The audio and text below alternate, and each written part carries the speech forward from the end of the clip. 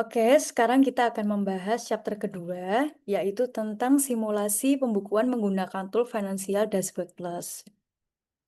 Jadi, di sini kita sudah menyediakan spreadsheet Financial Dashboard Plus, yang mana untuk sheet pertama, yaitu sheet readme, ini berisi petunjuk ya teman-teman.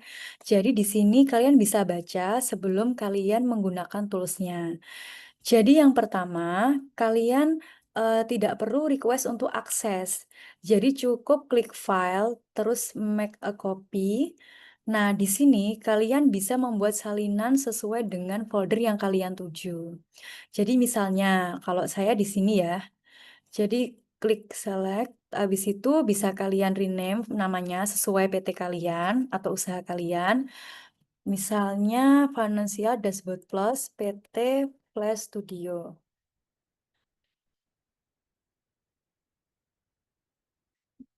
Lalu klik make a copy. Nah, di sini kalian sudah bisa mengedit ya. Jadi, di sini tuh software-nya juga tuh tidak kompatibel dengan Excel. Jadi di sini memang disarankan untuk penggunaannya memakai spreadsheet. Dan selanjutnya ada sel dan tab yang dilindungi. Jadi ini banyak rumus yang kita setting untuk diprotek ya teman-teman, supaya misalnya kalau kalian ada salah klik itu tidak membuat rumus-rumusnya itu error. Setelah itu kalian lanjut ke bagian selanjutnya, yaitu bisa kalian klik tahun fiskalnya.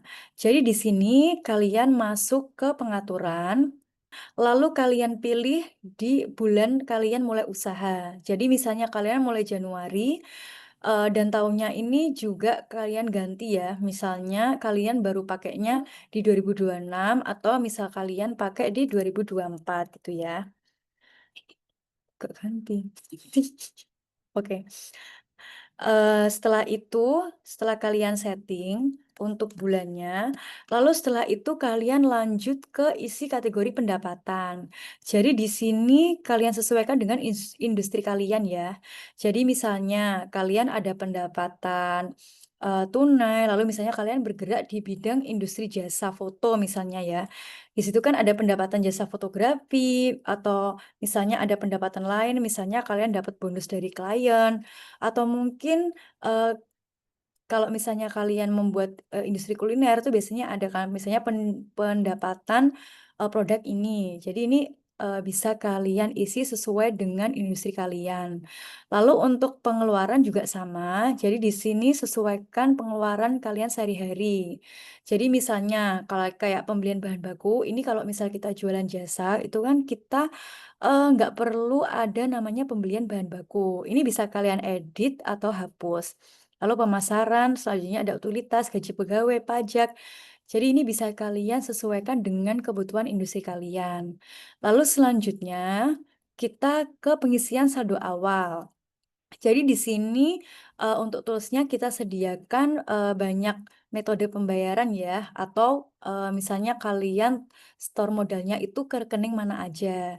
Jadi misalnya kalian, store cash ke perusahaan, itu bisa kalian isi nominalnya berapa. Lalu ada bank, itu kalian isi juga nominalnya berapa. Saldo awal, yang mana ini saldo sesuai investasi kalian di bisnis tersebut. Ini juga bisa kalian hapus ya kalau misalnya ada e-wallet ini yang tidak sesuai dengan industri kalian. Lalu kalian geser ke, kanan, ini ada target keuntungan. Jadi di sini pasti kalian kalau buka bisnis, itu juga mengharapkan keuntungan ya, yang mana juga tiap bulan, inginnya juga selalu bertumbuh seperti itu. Jadi bisa kalian setting nih di sini.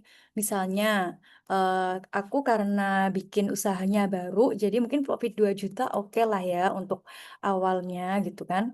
Terus Februari misalnya kalian setting 5 juta itu nggak apa-apa.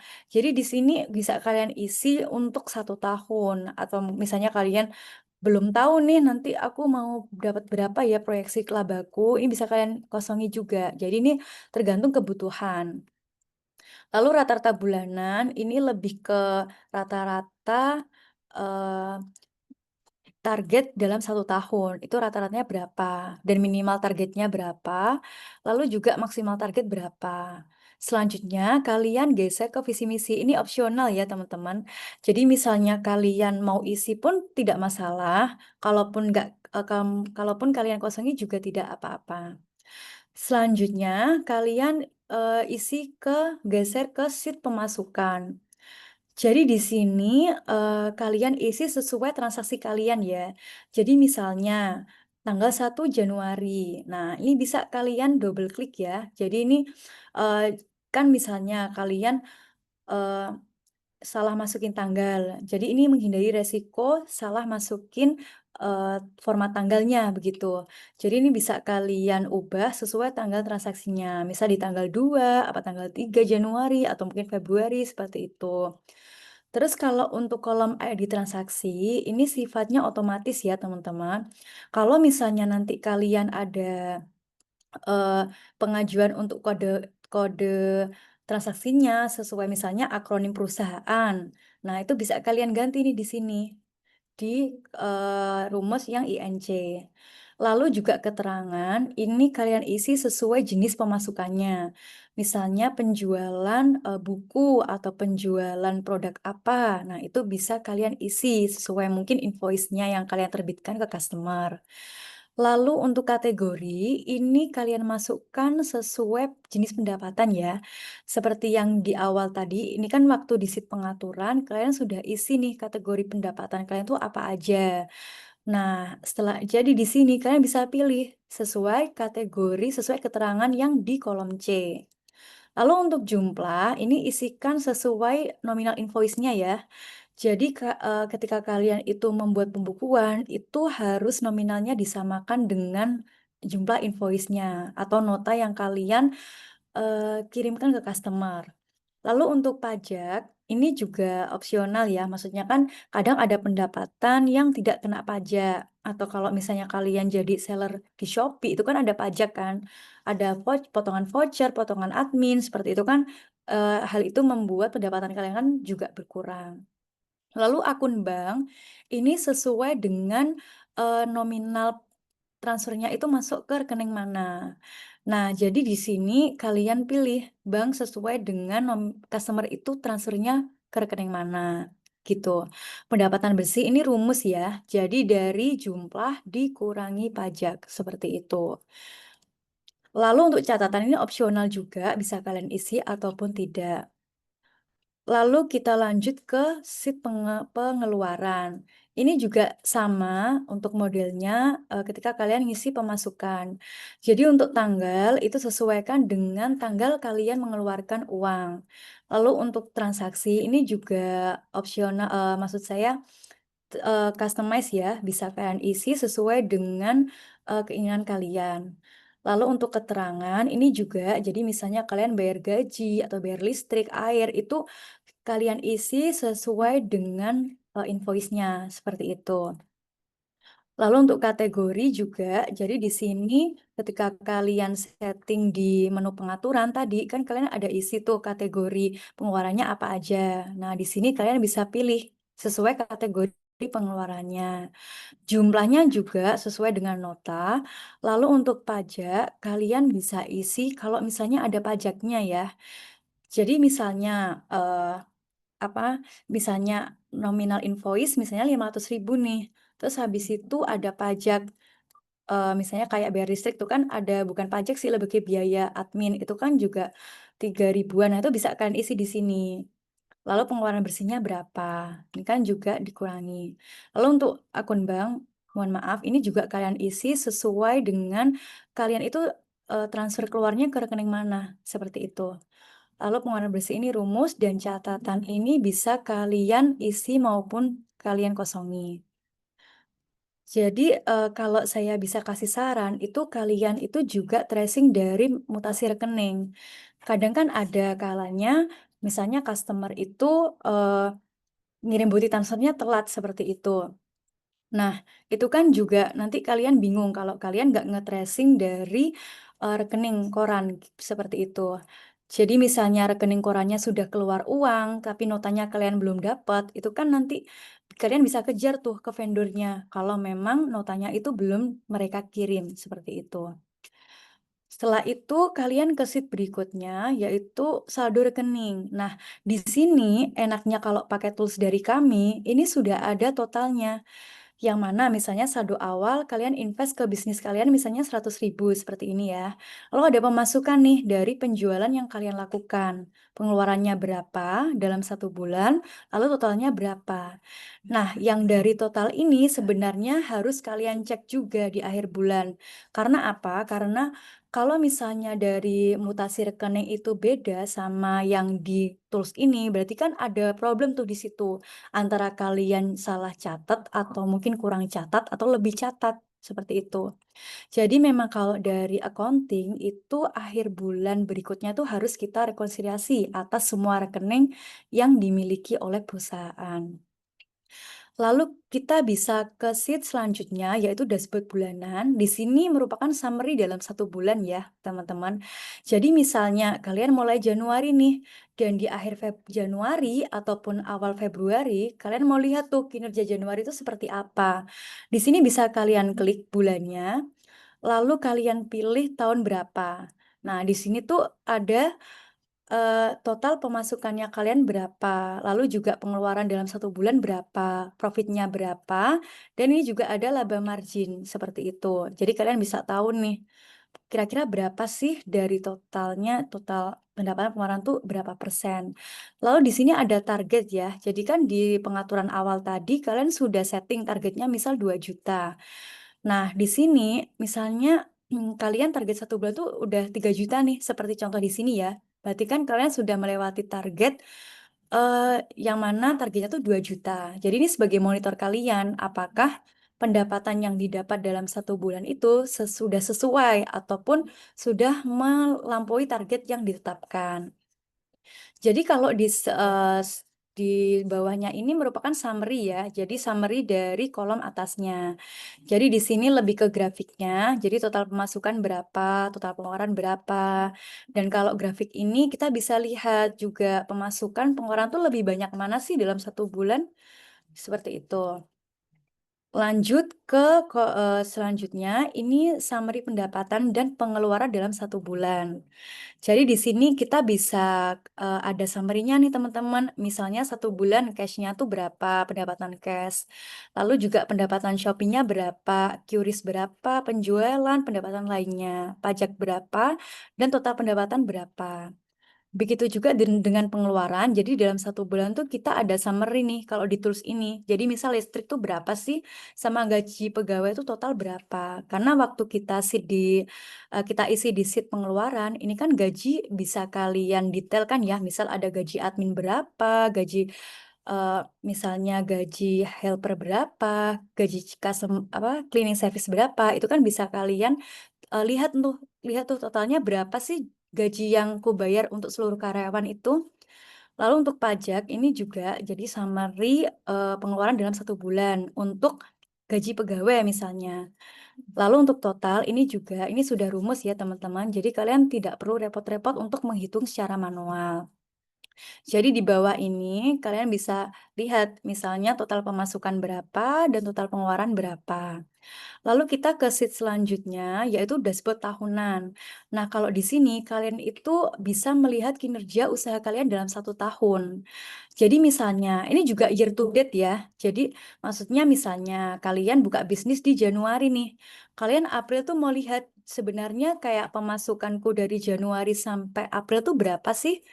Itu bisa kalian lihat di sini teman-teman. Jadi enaknya kalau pakai tools dari kami, ini kalian bisa lihat secara year to date. Jadi nggak harus nunggu 1 tahun. Itu kalian bisa lihat. Misalnya 6 bulan tuh, kalian mau lihat tuh 6 bulan ini performance dari usahaku gimana ya, oke apa enggak gitu kan. Nah, kalian bisa lihat di sini. Dan di sini juga ada summary-nya. Jadi pendapatan misalnya kalian cek dari Januari sampai Juni. Nah, di sini total pendapatnya juga sudah otomatis ya. Jadi dari pendapatan Januari sampai bulan Juni. Pengeluarannya juga, laba ruginya juga, dan laba marginnya juga sudah otomatis. Lalu di sini ada grafiknya, kalian bisa lihat nih. Jadi kalau misalnya nanti kalian industrinya udah jalan 6 bulan apa 1 tahun gitu, kalian bisa lihat pengeluaran dan pemasukan tertinggi itu di bulan apa. Seperti itu. Jadi kalian bisa analisis tuh kalau misalnya kayak pengeluarannya memang wajar, kayak misalnya kalau bulan puasa atau bulan lebaran itu kan kalian ada pengeluaran THR yang mana mungkin pengeluarannya lebih banyak. Dari situ kan kalian bisa analisis sebenarnya untuk bulan ini pengeluarannya tuh apa aja sih dan udah wajar nggak ya dari pengeluaran yang misal kalian budgeting di awal berapa, seperti itu. Lalu digeser ke kanan, ini ada pemasukan dan pengeluaran tahunan. Ini lebih ke grafik juga ya. Dan selanjutnya kalian ke target profit tahunan. Kalau di sheet sebelumnya itu kan dashboard bulanan. Kalau ini tuh tahunan, kalian bisa lihat. Misalnya dalam 1 tahun tuh kalian target 100 juta. Nah, per bulan, per Juni itu kalian udah capek berapa nih? Dan mungkin sisanya kalian harus capek berapa? Itu di sini ada rangkumannya, seperti itu. Lalu kita geser ke bawahnya, ini ada overview tahunan.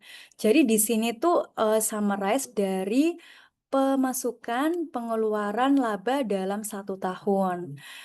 Dan selanjutnya ini grafiknya. Jadi kalau yang di atas ini kan grafik diagram batang ya dari pemasukan berapa, pengeluaran berapa. Kalau di sini kalian bisa lihat teman-teman. Jadi kalau dari grafik, kalau grafiknya naik terus kan udah berarti kan oke ya, industrinya jalan berkembang. Nah, kalau turun atau naik turun itu kan harus kalian evaluasi sebenarnya kinerjanya tidak konsisten tuh kenapa. Lalu untuk profit ini summarize juga ya. Jadi profit dalam 1 tahun tuh berapa. Ini juga ada ringkesannya nih. Misalnya Januari berapa, Februari, Maret dan sebagainya. Ini pemasukan juga. Jadi misal pemasukan bulan Januari itu berapa, Februari berapa. Jadi di sini kalian bisa analisis kayak pemasukan terbesarku tuh di mana sih dan bulan apa itu bisa kalian lihat di sini.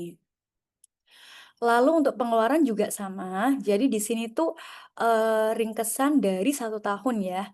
Jadi misalnya dari dashboard tahunan ini kalian bisa lihat Januariku berapa ya gaji pegawai misalnya. Lalu di bulan Februari kalian bayar gaji pegawai berapa tuh? Maret berapa, April berapa. Nah, kalian bisa analisis di sini gaji terbesar di mana. Dan ini oke nggak sama budget yang aku tetapkan? Gitu. Kalau misal oke, ya berarti sudah aman, kalaupun nggak oke, kalian bisa melakukan evaluasi. Seperti itu. Jadi ini bawah langsung total juga ya. Jadi total dari pengeluaran yang kalian lakukan selama 1 bulan. Ini kesannya dari bulan 1 ke bulan-bulan berikutnya. Lalu di sheet berikutnya, ini pajak tahunan, ini lebih ke summarize dari pajak yang kalian bayar dan kalian yang kalian dipotong ya. Jadi misalnya ada pajak dipungut, itu kan berarti kalian ada bayar pajak nih. Kalau pajak dibayarkan, berarti kan misalnya kalian mungut atau motong dari customer tuh berapa. Nah, ini ada perbandingannya juga. Jadi kalau istilahnya kalau kita bicara pajak, kalau secara penjualan itu kan ada PPN masukan dan pengeluaran. Nah, itu kalian bisa lihat di sini. Jadi banyakan mana ya keluaran sama masukanku. Nah, itu kalian bisa lihat dari sheet ini juga. Terus setelah itu ada neraca. Nah, ini juga opsional ya. Jadi kalau industri kalian itu masih dalam tahap mulai, itu menurut saya itu kalian masih nggak apa-apa kalau nggak pakai neraca. Tapi kalau dari saya pribadi, kalau misal kalian memang mau ada neraca, itu malah lebih bagus. Jadi ketika kalian sudah usahanya berkembang, usahanya udah mulai kompleks, itu kan kalian nggak bingung lagi neracanya tuh posisi keuangan perusahaan tuh kayak gimana. Karena kalau neraca itu kan kita bicara aset, hutang, dan ekuitas. Seperti itu. Lanjut ke sheet berikutnya yaitu stock management. Di sini kalian bisa tulis produk-produk. Jadi di sini tuh lebih ke perusahaan dagang ya. Jadi misalnya kalian buka toko. Nah, itu kan kalian ada banyak ini apa? Stok kan. Stok misalnya kalian jualan susu atau jualan tisu atau apa kan kalian bisa isi di sini. Lanjut kalau ini jadi kalau di sini ini kita klik sesuai dengan data yang kita isi di sheet sebelumnya. Di kolom sebelumnya, sorry. Jadi ini kayak nama bahan, harga, ini kan kategori ya. Jadi kalau di sini tuh lebih ke, pilihan-pilihan yang sudah kalian isi. Lalu kategori ini juga sesuai ya. Lalu untuk harga juga, terus stok ini kalian masukkan manual. Misalnya stok kalian berapa, terus harganya berapa, terus kuantitas berapa, dan minimal kuantitas berapa. Ini ada nih stok masuk dan stok keluar, seperti itu. Jadi ini opsional juga ya, kalau misalnya usaha kalian di bidang jasa, menurut saya sih nggak perlu ada stok ya, karena kan kalian jualan jasa. Ini untuk kalau kalian jualan barang, seperti itu. Jadi untuk, penjelasan tutorial, pemakaian itu sebenarnya sudah selesai ya teman-teman. Kalaupun kalian bingung untuk pakainya, kalian bisa kembali lagi nih ke sheet paling awal, yaitu sheet readme. Nah, di sini ada penjelasannya. Nah, ini yang membedakan juga sama mungkin tools-tools yang kalian sudah beli sebelumnya. Kadang kan tools sebelumnya itu hanya video tutorial ya, yang mana misalnya kalau kalian hektik atau nggak ada waktu, itu kan, "Aduh aku nggak bisa nih kalau misalnya lihat video." Nah, di sini kita bisa kasih, petunjuknya secara tertulis. Jadi ini memudahkan kalian kalau misalnya kalian nggak ada waktu untuk, menonton video tutorialnya, seperti itu. Jadi untuk tutorial sudah selesai ya teman-teman. Nanti setelah ini kita akan lanjut ke studi kasus, di mana saya akan simulasi, misalnya saya bikin usaha dan bagaimana pengisian di financial dashboard-nya. Oke, terima kasih.